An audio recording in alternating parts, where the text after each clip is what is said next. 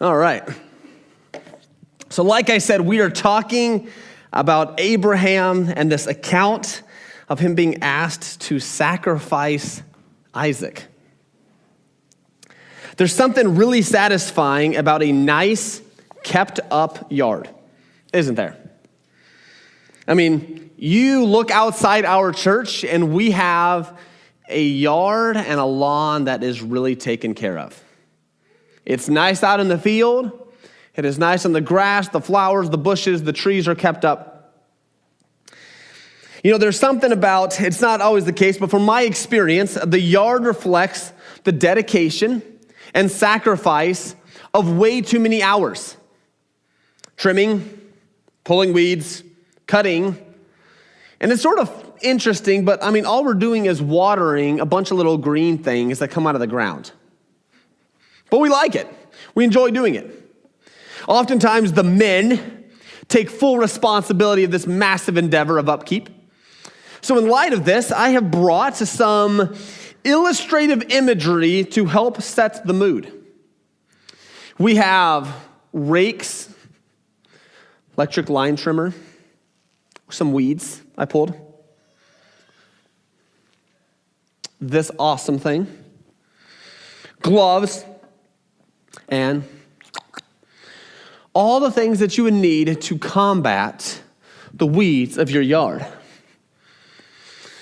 This passage we're going to look at today, if we look at it honestly, I know a lot of us pass through it. If we look at it honestly, it's going to make us feel uncomfortable. In some ways, I honestly think it'll make us question God to a bit. It's, God encourages Abraham to do something that we would think is contrary to God and just straight wrong. I mean, what is the goal and purpose of asking Abraham to kill his son Isaac on an altar? Sort of morbid. It's sort of, I don't know, morbid is the only word. It's just weird. Something feels off about this passage. I mean, Abraham is then faced with a choice. Do I respond in faith to what God has said? What do I do? And so this is an appropriate one, I think, for Father's Day, because one, Abraham's son, he already sent Ishmael off. And Abraham has been asked to offer his only son on an offering as a burnt sacrifice to God. Now, there's not a single guy here who, given the opportunity, would not die before his kid. We wouldn't even hesitate. It wouldn't even I don't think it'd even cross our minds. If it was my life for one of my daughters, I would die in a heartbeat. There's something about it. And here Abraham is asked to do the unthinkable. We're going to see today, though, that faith in God's promises allows God access to transform our hearts. Faith in God's promises allows God access to transform our hearts. So what we're going to do is we're going to follow the account of Abraham in light of lawn care, and we're going to see how this plays out. So the first one is point one is pulling into the driveway of your heart. Now, I don't know about you, but when I pull into the driveway, and when I get out of the vehicle and walk into the house, that is a very mystical and magical time where I notice everything that could possibly be wrong with the yard. Everything. It's sort of like you have a brand new perspective. Have you done that? And ladies, probably the same thing. When you walk into the house, you're greeted with smells, clutter. I got to do this. Oh, I forgot to take out the trash. I got to do this. Everything bombards you. So this mystical time of getting out of the van, you sort of look around your yard and you're like, I need to cut this. I should have watered this about 42 times already. There's the tree's doing whatever it's doing again. It's killing the grass. Nice. Okay. And you just go and you look and you perceive and you look around. Genesis chapter 22, verse 1 says, after these things, God tested Abraham and said to him, Abraham. And he said, here I am. So we're sort of thrown into this story, this account. And God decides to test Abraham. Now, this isn't a written test. This isn't a little bubble chart where you have to fill out the answer A, B, or C. This isn't like, okay, if you pass this test, then, good things will happen. Or if you pass this, then you're a good Christian. Or you pass this and you're a good follower of me. No, the type of testing that God is doing here is actually a trial by fire. It's a time of trial to bring out something greater in us. See, God has pulled into the lawn, pulled into our hearts, and he's looking around, and he sees the landscape, and he's like, we can do better. There's some spots that are off on your yard. There's a tree a little out of place there. That fence is looking a little bad, and look, you got some weeds here. We're gonna have to do some work. See, God is looking over. He's pulled into the driveway of our heart, and he's looking and he sees. See, God looks out at our heart, and he's like, I know where I want to take you. And to get you there, I'm going to have to test you. I'm going to have to bring us through some trials, bring us through some difficulty. And we're going to find out what this is. He says in verse 2, and he said, take your son, your only son Isaac, whom you love, and go to the land of Moriah and offer him there as a burnt offering on one of the mountains of which I shall tell you. See, God starts zooming in. He's looking out across his yard, about Abraham's heart, and he looks out and he's like, starts zeroing in on something he sees. Have you noticed in verse 2 how God sort of takes it and brings it a little closer and closer? He says, your son, your only son, whom you love. So I sort of zeroed in exactly on what sort of just builds up there. I want to take your son, your only son, Isaac, whom you love, and I want you to go to this land, go to the land of Moriah, and offer him there as a burnt offering on one of the mountains of which I shall tell you. See, God sees a weed in Abraham's heart. He starts zeroing in, your son, your only son, the son that you love. And I want you to take him. I want you to head out, and I will tell you where I want you to offer him up as a burnt offering.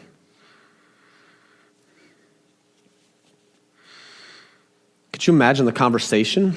Probably wasn't one between Abraham and his wife. Don't think there was a conversation there. I think the next morning, Abraham did just like he did with Ishmael and headed out early in the morning before she even knew. Takes them out on a journey. Now I want us to just stop real quick and just think about this question. If the only verse we look at is verse 2, that will leave us completely disgusted. Because God has just said, I want you to take your son. I want you to lay out your son on an altar. I want you to take out a knife. I want you to kill your son on this altar. I then want you to set fire and burn your son up as sweet smelling aroma to me.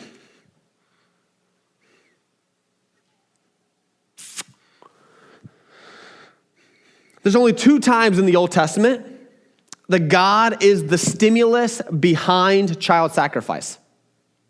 Here in Genesis chapter 22, and then there's one in Ezekiel chapter 20, verse 25 and 26, where God said he would give them over to child sacrifices because of the amount of sin. God would let them keep going in the direction that they were going.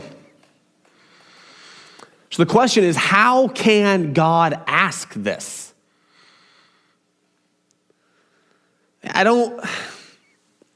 And so I tried to wrap my mind around it. Now, I am not going to say this is the definitive answer, but it is how I answer some pretty difficult passages such as this one.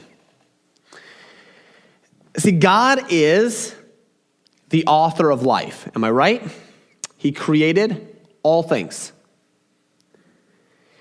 Just like any creator who creates their masterpiece, the creator is well within his right to break and destroy the creation whenever he feels like it. Even if it's a little kid. Want to look at it another way. All mankind are sinners. Every single one of us. And every single one of us deserve punishment in the lake of fire. You guys tracking with me here? So because we are all sinners and are all guilty before God, God can and is completely within his right to take any one of us away however he sees fit. He does it with armies and kings and queens and nations, and he can do it individually as well. And it does not go against the character of God. It is just a reality that he is God and we are the creation. Still sort of makes us feel uncomfortable, right? And we think God is love and, he would never hurt a butterfly. But God is beyond our comprehension. And so this thing that he asks Abraham to do is not contrary to the character of God. It just shows that God is the creator, and at any time he wants to, he can declare that is your time. He can say, I want you to do it. I want this nation to attack this nation. I want this to happen. I can bring forth fireballs. I can bring out lava from the deep of the earth. I can bring tsunamis and hurricanes, and he can do it all because he is the creator and we are not. So here God brings forth this scenario in Abraham's life. He says, I want you to slay your son on an altar and burn him up for me. God sees this weed in Abraham's life, though, and this is what is really fascinating. So here he says, your son, your only son, whom you love. And we know that Abraham struggled as a man. We know he struggled with fear. We know he struggled with doubt. We know that he probably got frustrated at times that he had not gotten a son yet. And here God finally gives him what his heart wants. And it is quite possible in this time that Abraham had developed a love for his kid that possibly had become unhealthy, where he clung and held on to Isaac as the answer to all of God's promises. Instead of looking at God as the answer to God's promises, he began to focus too much on Isaac. And he is going to reveal this weed in Abraham's life through a very hard trial. See, during this time, child sacrifices were actually pretty common occurrences to many religions.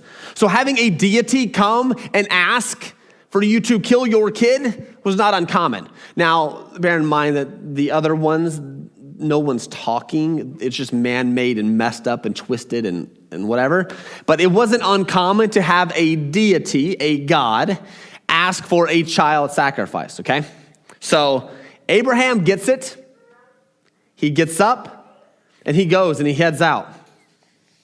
Now, some of us, I've heard this taught at times where Abraham is this guy and he's on this deep mission. And, he had no trouble whatsoever in his faith and response to God. But if we really view Abraham like that, I think we do not view him as a dad. Find me a dad who would enjoy doing what Abraham has been asked to do. It's not going to happen. So Abraham has been asked to do this. Now, the third point, so what we have right now is God pulls into the driveway of your lawn, first one. He starts looking out. Second one is he sees the weed. He sees the problem. He's going to start zooming in on that problem. Now he's faced with a question. See, Isaac represented the hopes and dreams of Abraham and Sarah. They waited year after year after this promised blessing, and they finally had him. And Isaac was now coming of age. And what can happen is we enjoy the blessings of God. We forget about the one who provided the blessings. See, we begin to have expectations. We begin to look at the blessing instead of the one who is giving us the blessing. It happens here in America very often. We focus on the blessings of what God has given us instead of focusing on the one who gives us the blessings. And that is God the Father through us. He's been so gracious to us. And so here's Abraham. He'd been asked to do this very difficult thing. And the question that God has to figure out is this weed right here. Do I trim the weed? Do I chop it down? Or do I pull it out? Does this weed need to be slowly cut back down before I can get it? Sort of like how we, you have a line trimmer or a weed whacker. You go and you just chop the weed down and you get to it later. You just keep moving with your life. You have a choice there, or you have the choice where you can physically rip it out of the ground. Let's see. So let's keep going with the story. So Abraham rose early in the morning, saddled his donkey, and took 2 of his young men with him, and his son Isaac, and he cut the wood for the burnt offering, and arose and went to the place of which God had told him. On the 3rd day, Abraham lifted up his eyes and saw the place from afar. Then Abraham said to his young men, "Stay here with the donkey. I and the boy will go up over there and worship and come again to you." What you guys think about 3 days of traveling where Abraham is right now wrestling in his mind what he has been asked to do? Some of the thoughts would be, can I get away? Can I just forget about the promises and spare my son? Do I really have to go through this? I mean, did God really ask, or did I have a bad pizza the night before? I mean, something is off. And it'd be a little confusing. So here he goes with his servants, and they're bringing all the wood and stuff and the rocks, and they're going and they're going to offer them up. And the servants would be like, okay, this is really weird too. Bringing all this stuff to make an altar. We're sort of missing the animal. I think that's why he has to say in verse 5, Abraham had to specifically tell them, I want you to stay here. We're going to go up and worship. Because the servants, anybody with half a brain would be like, okay, he has all the altar stuff. They were talking on their way on the 3-day trip. Abraham, you sure you don't want us to come up? We can try to find an animal or something somewhere. Nope, you guys stay here. And my son and I were going to go up and worship. He had to give them specific instructions. It says, and Abraham took the wood of the burnt offering and laid it on Isaac his son. And he took in his hand the fire and the knife. So this is another thing. His son Isaac was strong enough to carry the wood. No offense to older men. Younger men can overpower older men. It's just what happens. We get older. And here's Isaac, strong enough to carry the wood on his back, and he is carrying what he is going to be laid on and killed on. He's carrying this up. It says, and he took the fire and the knife, and so they both went them together. And Isaac said to his father, now, think about his son here. His son's old enough and strong enough to carry the wood. He's like, okay, we've done burnt offerings before. Something's missing. And he asks, he's like, so, my father. And he said, here I am, my son. He said, behold the fire and the wood, but where is the lamb for the burnt offering? It's an honest question. Okay, usually we bring a lamb with us. We don't understand. I don't understand. And Abraham answered him very straight. God will provide for himself the lamb for a burnt offering, my son. So they went both of them together. It sort of has this my son, that my son verse, has a sort of like a double meaning with it. In one way, it's just to say, hey, God will provide my son. Okay, he's going to provide, it's going to happen. But the other way, in Hebrew, which you can take it is, God will provide an offering, my son, as the offering. So it is left in this sort of ambiguous sort of way where, like, we have the fancy commas there. They don't really have those in Hebrew. You're just sort of left with, God will provide an offering, my son, or God will provide an offering, which is my son. So he heads up. We don't really hear anything else from Isaac at that point, and they begin to walk up. So far we have verse 5, verse 5, Abraham had to tell his servants to wait. And then in verse 7 and 8, he said that God would provide. So this right now is already shaping up to be something significant. One is Abraham is planning on worshiping up on this hill. And two, he makes the statement, God will provide the lamb for this offering. Now, when your God asks you to do something that is difficult, it's going to show your allegiance. This applies to the almighty biblical God, or if you would really like, so if we want to go little God, let's say, for example, you really like World of Warcraft, or you're a huge football fan, or you like to read, or whatever it could be, okay? Anything that is demanding our attention. It could be books, TV, video games, sports.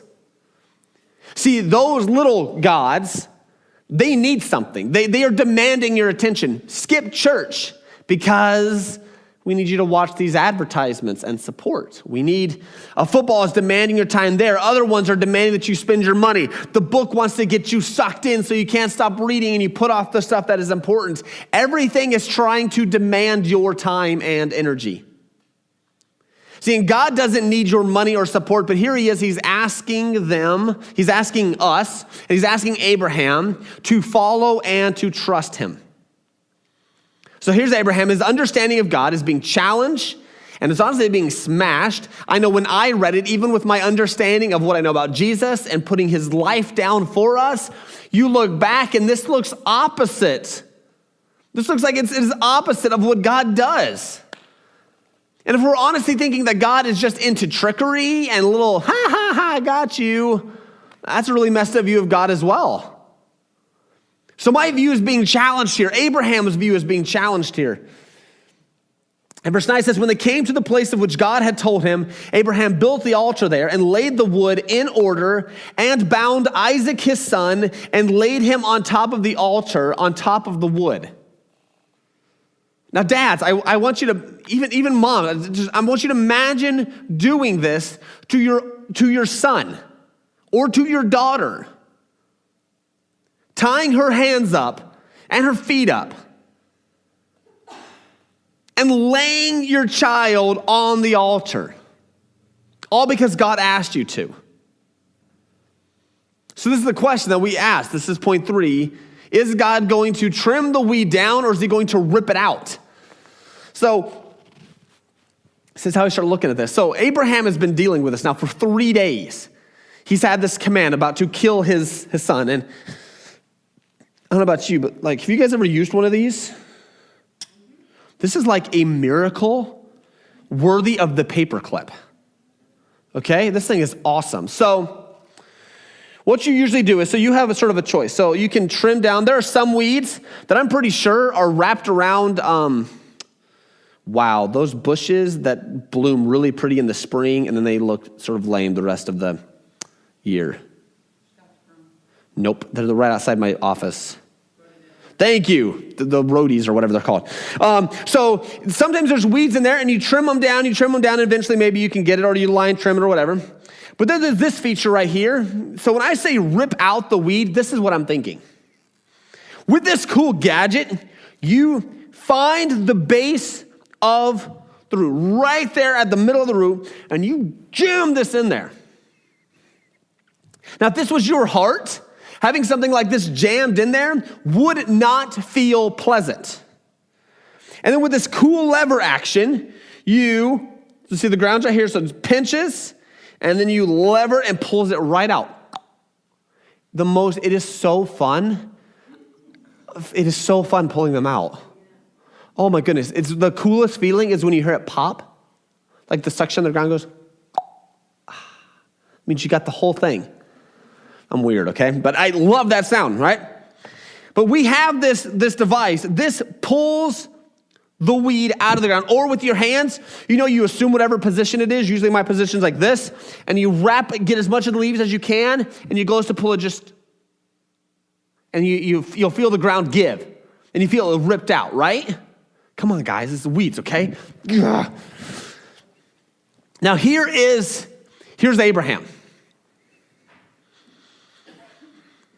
See, God has zeroed in on something in his life, this love of his only son, because he's going to bring something out in Abraham that is even greater. God has zoomed in on this weed, this love of Isaac, and God is asking this question, he's figuring this out. Do I trim it down? Or do we just rip it out and deal with this issue in one solid blow? So here he is, Abraham. He's laid Isaac out. He has bound him. And he pulls the knife out. And even the Bible text sort of slows this down. And he stands right there over Isaac with the knife. And what you'd be faced with is,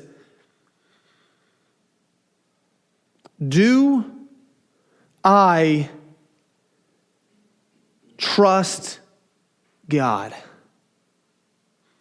Because remember all the way back early in Genesis, that's the promise. I will make you a great nation. He promised other times Isaac is going to be the descendant and the father of the great nation. He is your child. He is where the promises are going through, and he is there, and he is faced with this choice of killing and watching his son bleed out on the altar and then setting it on fire. And he's standing there over his son. And he's racing it. Do I trust God? Do I trust him enough? And I think a light sort of turned on in Abraham's life. There was that moment where he was standing over, and the entire thing is happening in nanoseconds. And the light turned on. I do trust God. It says in Hebrews chapter 11, verse 17 through 19, it says, by faith, Abraham, when he was tested, offered up Isaac, and he who had received the promises was in the act of offering up his only son, of whom it is said, through Isaac shall your offspring be named. This is what happened in Abraham's mind. Verse 19 of Hebrews 11. He considered that God was able even to raise him from the dead, from which, figuratively speaking, he did receive him back. So what the writer of Hebrews is saying, in that moment, he's like, wait, God has promised me that Isaac is going to be my descendant, and it is from him who the blessings are going to flow. If I can trust God. And it is that single second where he pulled back and he was going through with it because he's like, I'm going to see my son again. And he was about to do it. Something exciting happens.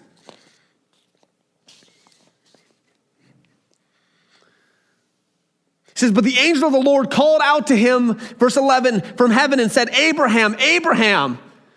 And Abraham, stop, here I am. And he said, do not lay your hand on the boy or do anything to him. For now I know that you fear God, seeing you have not withheld your son, your only son, from me. At that moment, the weed in Abraham's life had been completely ripped out. It was gone. Because at that moment, Abraham realized in this instance, no matter what God asked me to do, I can trust him. And it is that moment where that weed is ripped right out. You guys getting me so far? Okay. Because in our life, God sort of does this. He sometimes trims things down. He sort of like gives us a warning, and like, hey, I think this area is consuming a little bit too much time. I think this area is doing a little too much. I think this area is doing, we got to trim it down. And at some point, he'll just finally say, all right, we're ripping it out.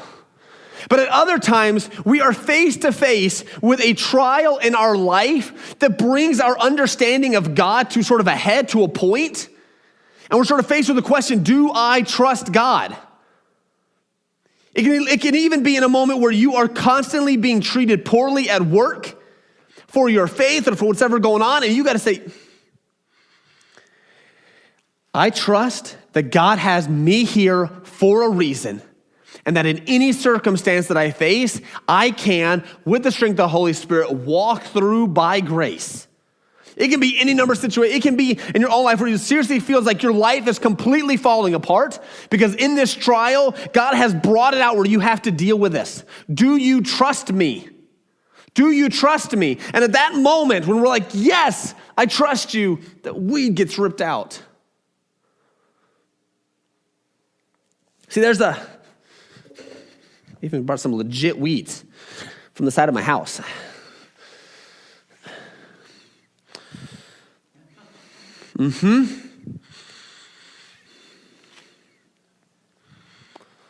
Hate these things. I sort of avoid the side of my house because it's just a scary place. But see, so we get some weeds here now. I don't know about you guys, but it's really fun looking at the root of the weed, isn't it? You're like, whoa, this thing was giant. I'm a man. I pulled this out of the ground. I feel powerful. So we pull this out of the ground and we stand over our victory like, I have defeated you, weed. And we're like, yes, I did this. Well, oftentimes we can get caught up with the weed. But when we look around, man, this stupid weed kills grass around it. And then he has to bring all his brothers and sister flowers and they all ruin the grass too. See, so I don't know, it's really fun when you pull up sort of one of those really, really, really tall weeds, and you're just like, yeah! And the weed doesn't even have any, it's just one straight, it's like a carrot. Carrots are probably a weed. I think after pulling so many weeds, a carrot is a weed. It's a good tasting weed, but it's a weed. It's my opinion on that one. But, so we pull it out, and after this weed has been ripped out of our life, and God is like, we've got to deal with this weed. You love this too much. This is interfering with our relationship. So he gets it and he pulls it out of your life. You're like, oh man, it's hard everything. Yeah. And we're just dealing with this. And God's like, hey, I want you to look at it now. I want you to look at the damage it's done. See that weed in your life, the grass, the healthy lawn, it kills it. God lets us step back and look at that. Look how deep we let this weed get. And as we let it sort of pours out into the grass, and now you have this dead area of grass that we got to take care of. This weed is dangerous. He lets us see. And God also says, now look at this weed that we ripped out. You were relying on this weed to provide contentment and satisfaction in your life. You allowed this problem to be the focus of your life. And this weed does nothing but kill and destroy anything around it. And God's like, we had to take care of it for your own good. We have to rip this out because it is destroying and taking over your life. Look at how that damage that it was doing to you. Verse 13. He says, and Abraham lifted up his eyes and looked, and behold, behind him was a ram caught in a thicket by his horns. And Abraham went and took the ram and offered it up as a burnt offering instead of his son. So Abraham called the name of that place, the Lord will provide. As it is said to this day, on the mount of the Lord it shall be provided.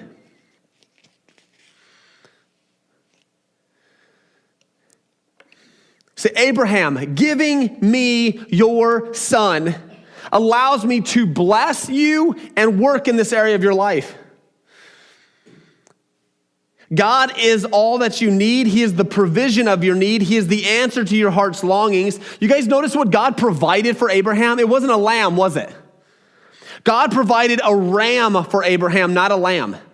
God knows what to provide to meet the needs of your heart. So we keep going. It says, and the angel of the Lord called to Abraham a second time from heaven and said, by myself I have sworn, declares the Lord, because you have done this and have not withheld your son, your only son, I will surely bless you. And I will surely multiply your offspring as the stars of the heaven and as the sand is on the seashore. And your offspring shall possess the gate of his enemies. And in your offspring shall all the nations of the earth be blessed, because you have obeyed my voice. See, what happens here is that we're able to see God working in Abraham's life. When Abraham offered Isaac up, offered up the love of his life to God in faith, God was able to use it. God was able to begin working. See, men and dads, we can have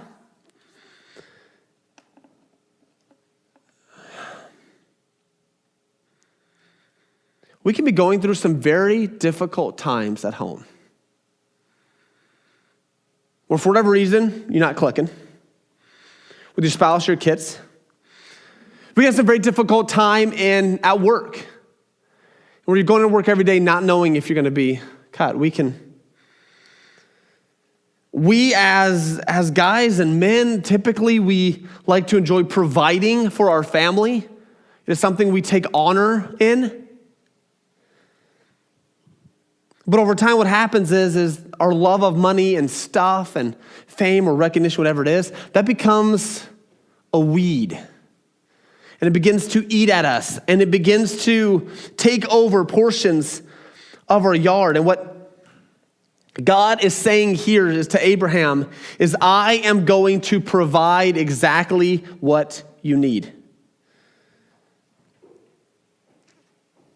What's fun is you guys know the verse, my God shall supply all my needs according to his riches in Christ Jesus. A lot of times these verses and stuff in the New Testament and stuff by other pastors and whatnot, who I would completely disagree with, what they like to emphasize is, if you have faith, then God will provide.